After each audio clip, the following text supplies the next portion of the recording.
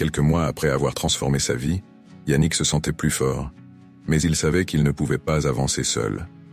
La prière était devenue une habitude quotidienne, mais il ressentait l'appel de Dieu à faire plus, à partager son histoire, et à aider ceux qui, comme lui auparavant, étaient perdus dans les plaisirs éphémères du monde.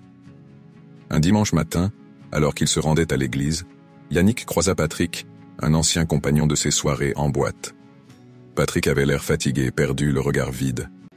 Ils échangèrent quelques mots rapides. « Yannick, t'as disparu ou quoi? Tu nous manques, mec. Reviens en boîte ce soir, ça fera comme au bon vieux temps. » Yannick sourit doucement. « Je vais te dire la vérité, Patrick. Ce que je fais maintenant me remplit bien plus que toutes les soirées qu'on a partagées. Si tu veux en parler, viens avec moi à l'église. » Patrick éclata de rire. « L'église? Sérieux? Je passe. Mais prends soin de toi. » Yannick le regarda partir, le cœur lourd.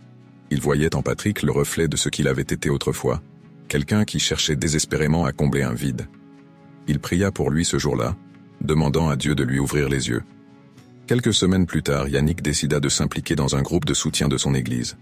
Là, il rencontra des personnes en lutte contre leurs addictions, leurs blessures du passé ou leur manque de direction. Il commença à partager son histoire, expliquant comment il avait trouvé la paix et la force en laissant Dieu diriger sa vie.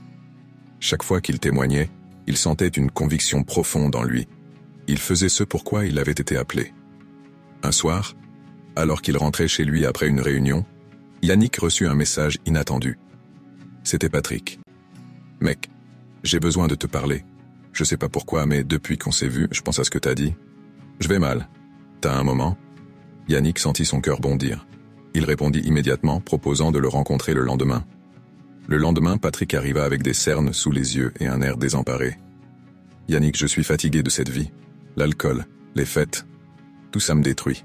Mais je sais pas comment m'en sortir. » « Comment t'as fait, toi ?» Yannick posa une main sur l'épaule de son ami. « J'ai arrêté d'essayer de tout faire tout seul. J'ai demandé à Dieu de m'aider. » « Patrick, il t'attend aussi.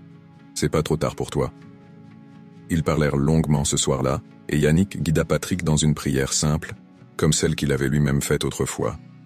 Patrick n'était pas transformé instantanément, mais c'était un premier pas. Yannick réalisa ce soir-là que sa mission était plus grande qu'il ne l'avait imaginé. Dieu ne l'avait pas seulement sauvé pour qu'il trouve la paix, mais pour qu'il devienne un instrument de changement dans la vie des autres. Il commença à organiser des réunions dans son quartier, invitant ses anciens amis et d'autres personnes en difficulté à découvrir une vie nouvelle en Christ.